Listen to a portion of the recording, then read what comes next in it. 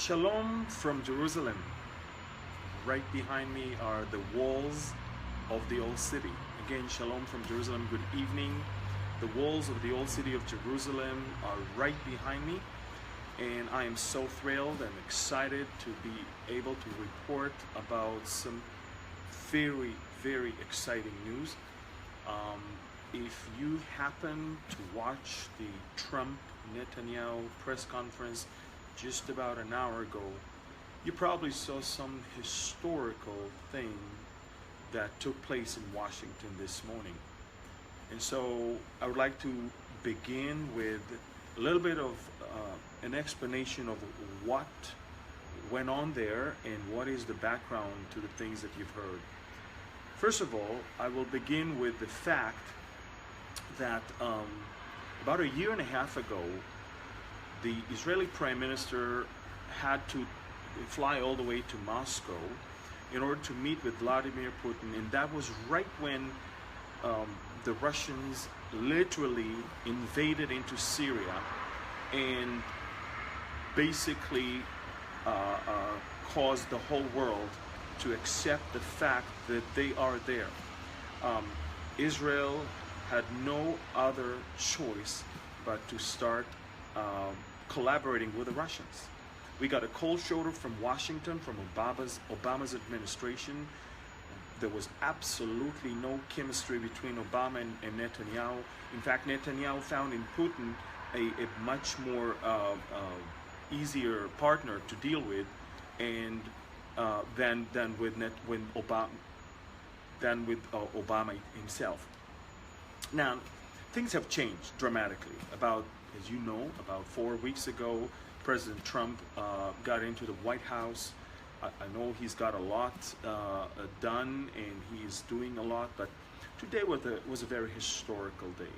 And today marked probably the beginning of the re-separation between Israel and Russia. What we've seen today is probably the warmest welcome that an Israeli Prime Minister had ever received in Washington, D.C., probably over the last 12 years. And we must understand that today something major happened. Two things actually were a milestone in the meeting between Netanyahu and Trump. And I'm leaving right now Russia and Iran aside for a few minutes. The first thing that happened is that for the first time, the whole idea of two-state solution, the Palestinians and Jewish state, as the only option on the table had been removed. Literally, when President Trump was asked, "Are you for two-state solution?" he said, "Two-state, one state, whatever works best for the two parties." Ladies and gentlemen, this is the first time an American president over the last probably, 40, 50 years is saying these words. You have to understand, it's nice to talk about two-state solution, but there is no such thing. Two-state solution is an idea that was presented already in 1947 and has been continuously rejected by the Palestinians themselves, by the Arabs themselves, basically for one reason: they refuse to acknowledge a Jewish state, something that is all the way until today. I mean, if you go to Palestinian leadership nowadays and ask them, do you recognize the state of Israel as a Jewish state and then the Palestinian state as an Arab state, they will tell you, we recognize the Palestinians as Arab, but Israel not as Jewish, but as mixed Jewish and Arab. In other words, what's yours is mine, what's mine is mine. And basically the world kept plugging their ears and blocking their ears and maybe even covering their eyes from seeing that it's not working. It was offered in 1947 and had been rejected, and that's how the War of Independence really started. It was offered also in 1967 after the 6 Days War, and it wasn't accepted. It was offered in the 80s, it was offered in the 90s, and even in the Oslo Accord, that was one of the most shameful chapters in Israel's history, it was still something that has not been really truly accepted by them. Up until today, their textbooks are teaching that there is no Israel, that Palestine is everything, and not just the West Bank. So basically, for the first time, an American president is not saying this is it, that's the only option. He's basically looking at the whole situation from a completely different perspective. And then when the reporters moved to Prime Minister Netanyahu, he sort of like spilled beans by saying that we're going to discuss a regional peace with more than one of our newfound Arab allies, and maybe that somehow will push the local peace process with the Palestinians. You know, for many, many years, I've been saying that there cannot be biblically a Palestinian state. I mean, you read through the Bible and you can't find two states in the same land. You can't find an Arab state and a Jewish state. What you can see is that Jerusalem will be divided as a result of a terrible war. You can see that in the past the land was indeed divided by the enemies of Israel, but the division of the land as a result of peace was not there, or is not there in the scriptures. It was only a result of war. And this is exactly what the prophet Joel said that God is going to judge those nations for. For what? For dividing the land and hurting the people of Israel. So, biblically, I couldn't see the existence of two states, a Palestinian and a Jewish state. If anything, God said in the book of Ezekiel that he's going to bring back the Jews to their land, and he will never pull them out of their land again, in the book of Amos chapter 9. So the Jewish people's return back to their land is biblical. A two-state solution is absolutely not biblical. But I want to take us right now to Ezekiel's 38th chapter, which is the one that we're all really anticipating to take place. You must remember that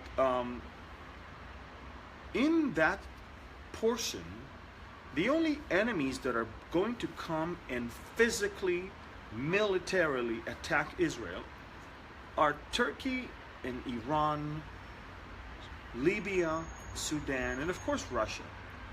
But isn't that interesting? We don't see Saudi Arabia, we don't see the Emirates, we don't see the Gulf states. I mean, we don't see the moderate Sunni countries in that region. And it's interesting because you probably don't know that, but they've been having relations with Israel for the longest time. They just don't want to come out of the closet. They're waiting for the Israeli-Palestinian peace to somehow be settled in order to say, yeah, now we want to enjoy the fruit of the peace with Israel. What Trump and Netanyahu at this moment are speaking of is sort of igniting a regional peace with more than just the Palestinians, talking about Saudi and the Gulf states. And why is it so important?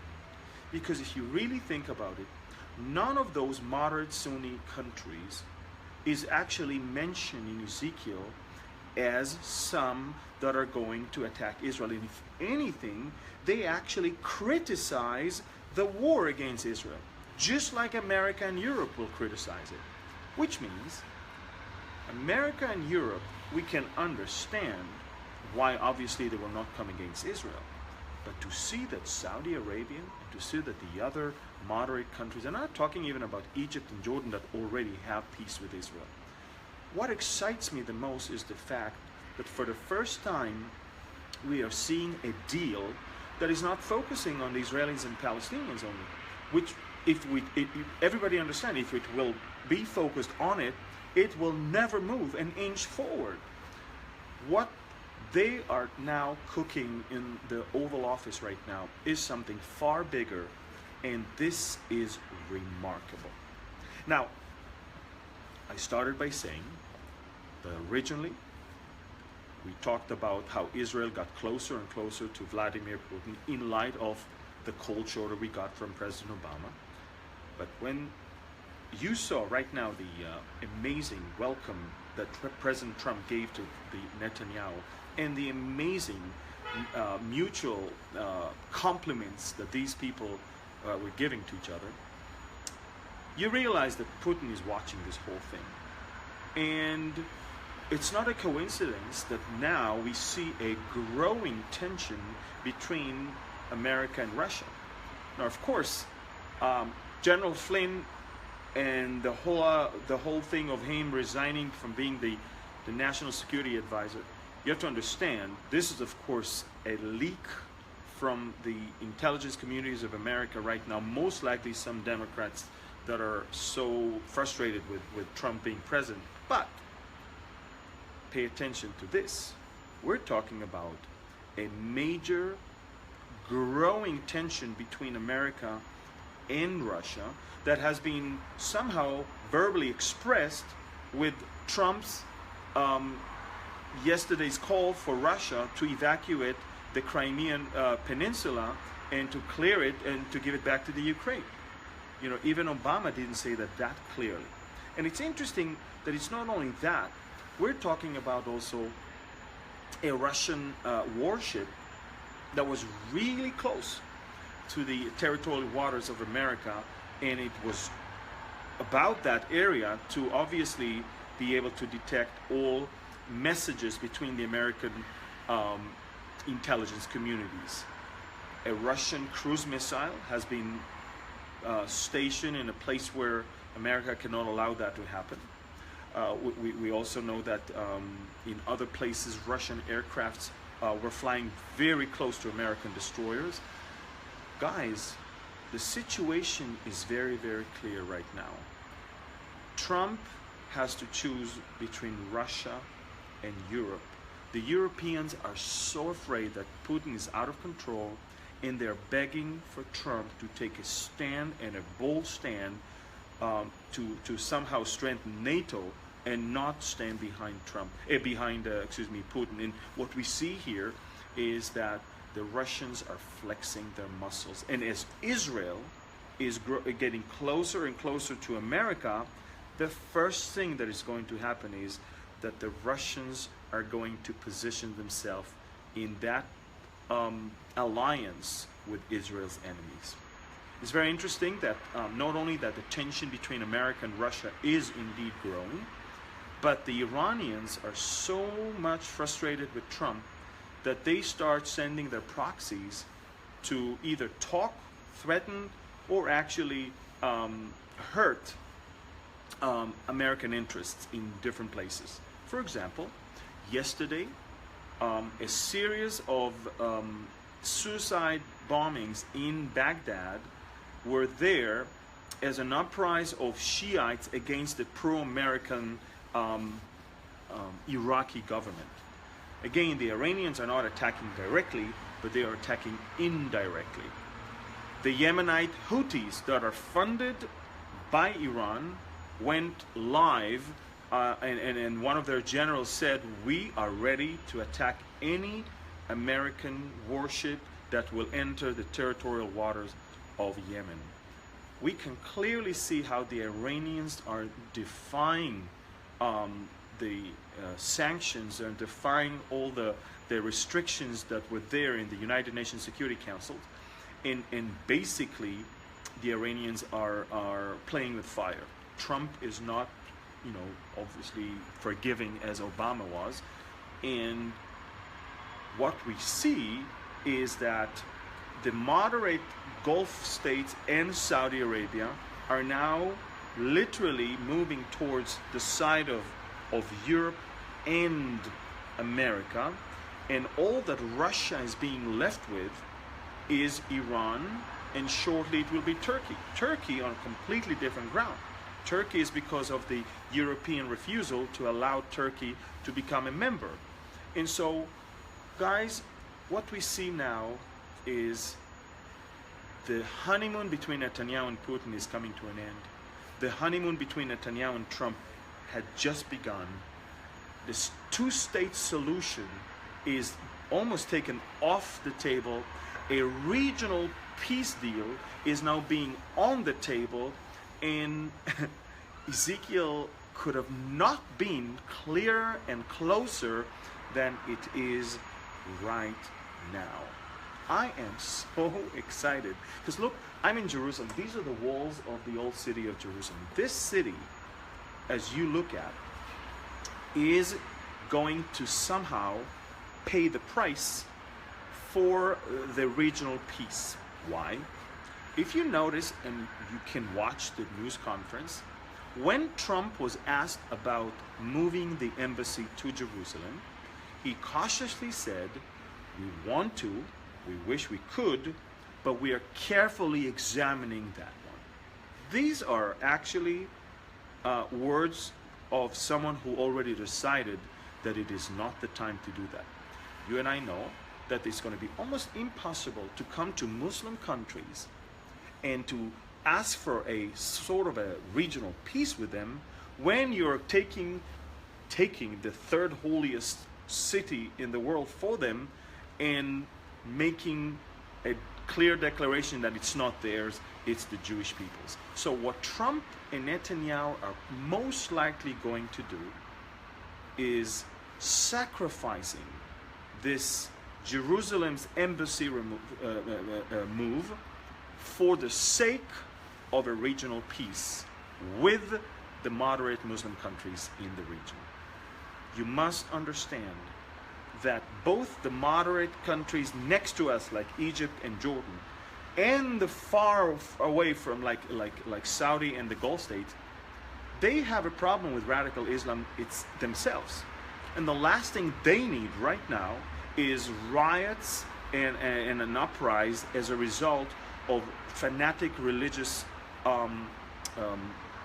feelings because of Jerusalem. So this city behind me is going to pay the price right now and become sort of the sacrifice for the sake of a regional peace that is being cooked right now. I'm super excited because that even by itself is a prophecy fulfilled. And Zechariah is saying that, nobody wants to touch Jerusalem. Anyone who touches Jerusalem is going to be scratched in Zechariah chapter 12. And Jerusalem is a heavy, burdensome stone. So I'm not banking on the move of the American embassy from Tel Aviv to Jerusalem. I'm more banking on moving along with on a peace deal. And one of the things that will drive the moderate countries to have peace with Israel is actually the rise of radical Islam. And they understand that they have to attack it and tackle it together. I don't believe in any peace in the Middle East until the Prince of Peace will come. But we must understand Ezekiel's prophecy is giving us a clear description of Israel being safe, prosperous, and living in peace.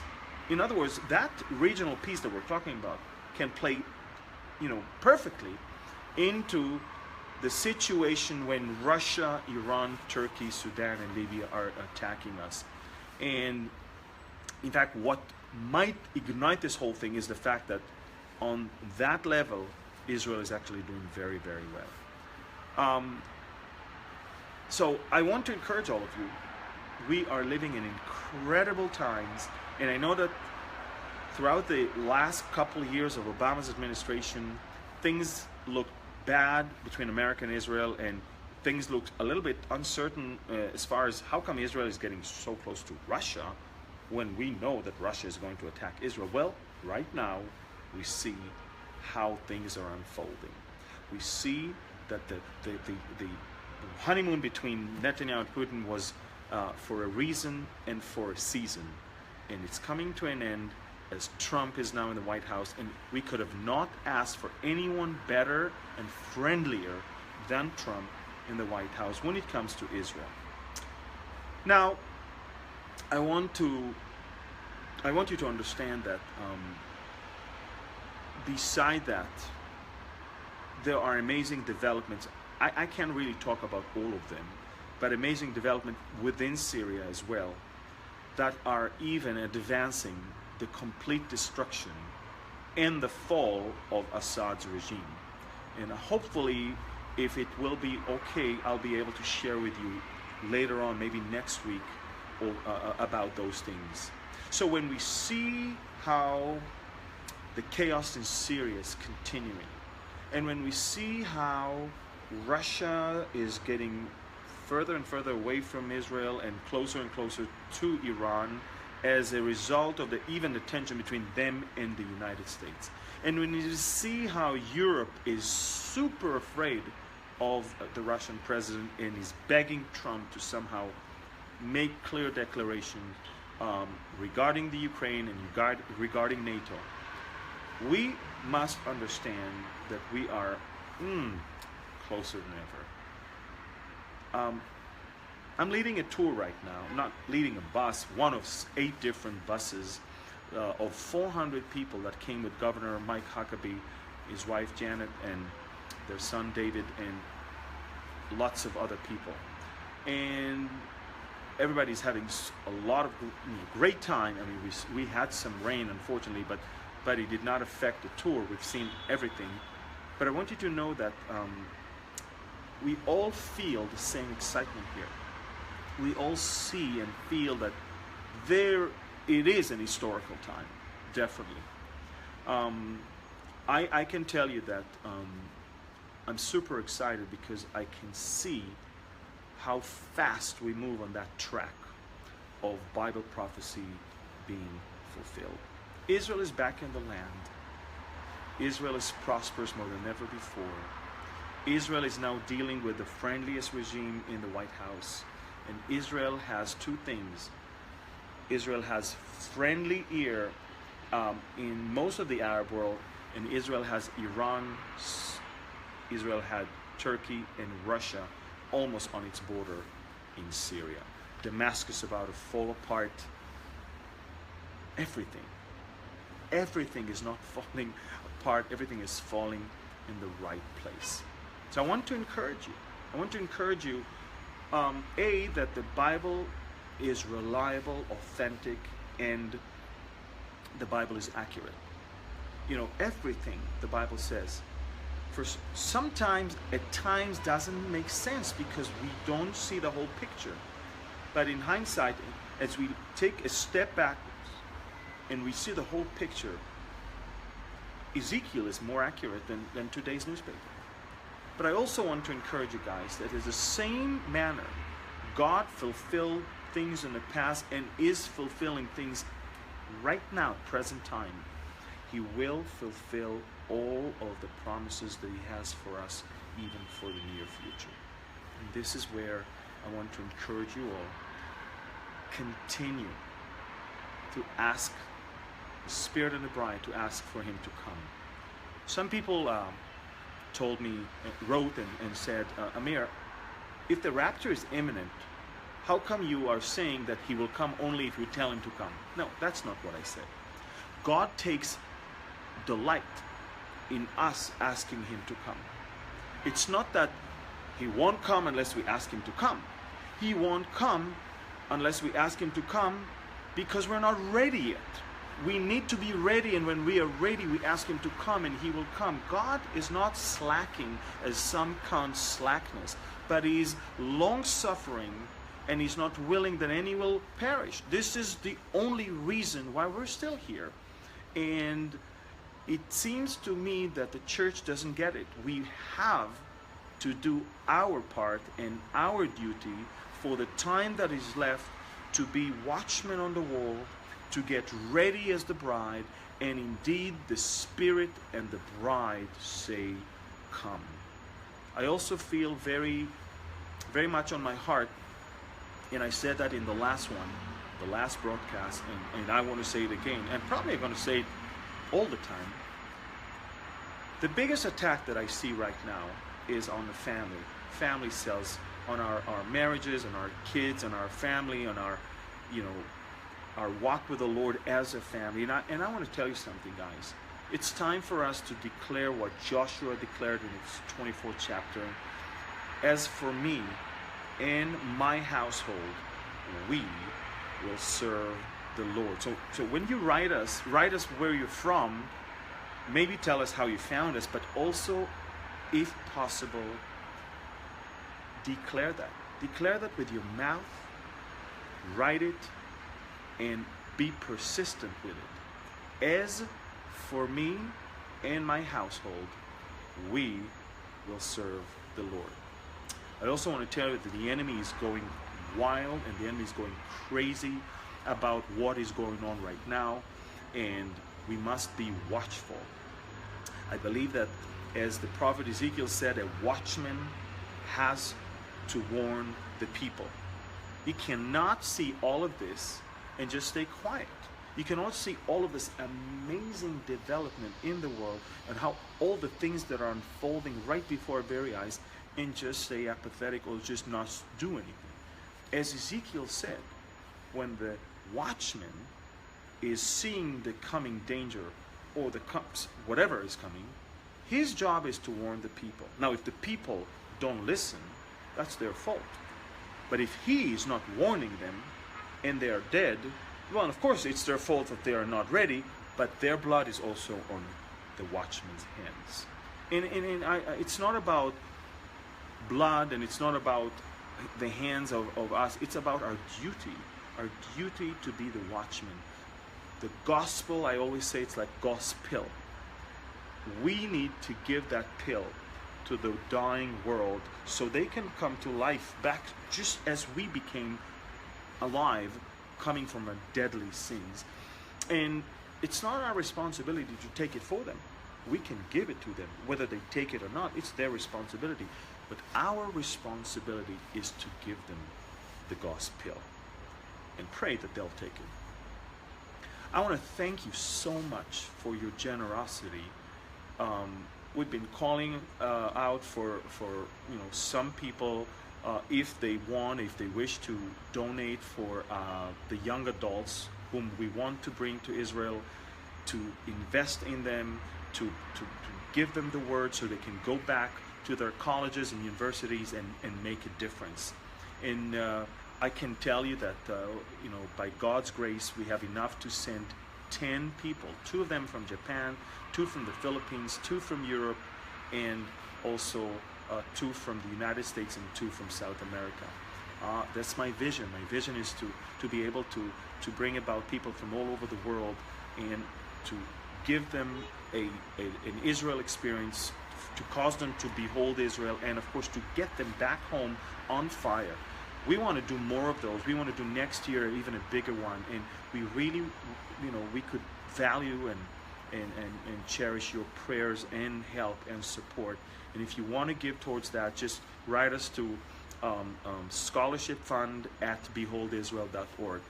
Another exciting thing is 100 more downloads of the app and we reach 100,000. I'm going to give to the person who is the 100,000 app download a very, very nice gift. Just because I think it's nice and it's a very nice number, but also because I want to appreciate that. You guys, it's not going to be for long until even Facebook might even take us off. And as I said before, Behold Israel is a free app, and for me this would be a way to communicate with all of you if we are off the air on Facebook or YouTube. Now, I want also to encourage you to go on YouTube and subscribe on Behold Israel, because we're going to be releasing many more things in the near future, and that's going to be a way for you to know when we release and what we release, and of course to be able to watch it. Guys, we're super excited to tell you that again, people are writing to us from so many different countries, Muslim countries, Hindu countries, of course Christian places, all over the world, from over 200 countries. And it's all because I believe God is doing an amazing thing. Now, I'm not talking about numbers. I'm talking about the spread of the people. God is leaving remnants in each and every one of the countries. of people who did not bow down to the Baal, as I said, but also for people who are aware and of the times and the seasons, and they are being commissioned to be watchmen on the wall. And I do believe with all of my heart that as the ministry is growing, we're going to affect many, many more people all around the world. And again, it's not about any fame and it's not about any name. It's about the work of God. It's about the harvest field that is ready, and it's about the fact that people must understand the times and the seasons in which we live. And I want to encourage you guys to continue to pray for us, for me as I travel, for my family back home, but also for how you may be able to take part in this ministry. I think that, you know, we couldn't do anything without you, but I want you to become more active also in not only prayer, but maybe doing something on behalf of Behold Israel in your own countries. We want to tell you that all of our tours for 2017 are sold out, and we're going to release dates for 2018 with new and exciting tours, not only Israel tours, but also an Israel for second timers with an extension to Greece, to Athens and Corinth and all of that. But we are also going to plan more Bible prophecy study tours where I will be taking you around the country, and we're going to study Bible prophecy in so many different places. I also want to incorporate Petra, and so I can teach her also about the book of Revelation, how the enemy is going to chase the Jewish people all the way to that desert over there in Petra, and how God is going to redeem them eventually when Christ is coming back with us to this world. Guys, thank you so much for tuning in. We live in exciting times. There's much more that I wanted to share with you, but this is not the right time. I don't think I can say much about it at this moment, and that's regarding Syria. But I do want you to understand, this is a historical day. We've seen amazing things happening in the White House. They are happening right now between the Israeli Prime Minister and the American President. Keep praying, keep interceding, keep being watchmen on the wall. The Spirit of the bride say, come. And so tell him to come. And if you're not telling him to come, it's probably because you're not ready. This is the right time to get ready. This is the right time to get right with the Lord, to restore relationships, to put aside the life that is not really giving any honor and glory to the Lord. This is the right time to be found doing our Father's business. So thank you so much for tuning in and staying with us. Again, download the app. If you're the 100,000th person, I'm going to send you a very, very nice gift. Get register for our newsletter. Go to beholdisrael.org and you can get it. And of course, subscribe to our website. And if you want to see beautiful pictures that I'm taking every day right now on the tour, go to Instagram, Behold Israel, one word, and like it and follow us. I'm having a great time with my group, and we're taking wonderful shots from our tour. We were at Oscar Schindler's grave. We paid tribute to him, and we were in different parts of the old city. We had an evening service at the Garden Tomb just a few hours ago. And just so you know, the tomb is empty. Thank you. Shalom. God bless you. I love you from the city of Jerusalem. God bless you all. Bye-bye.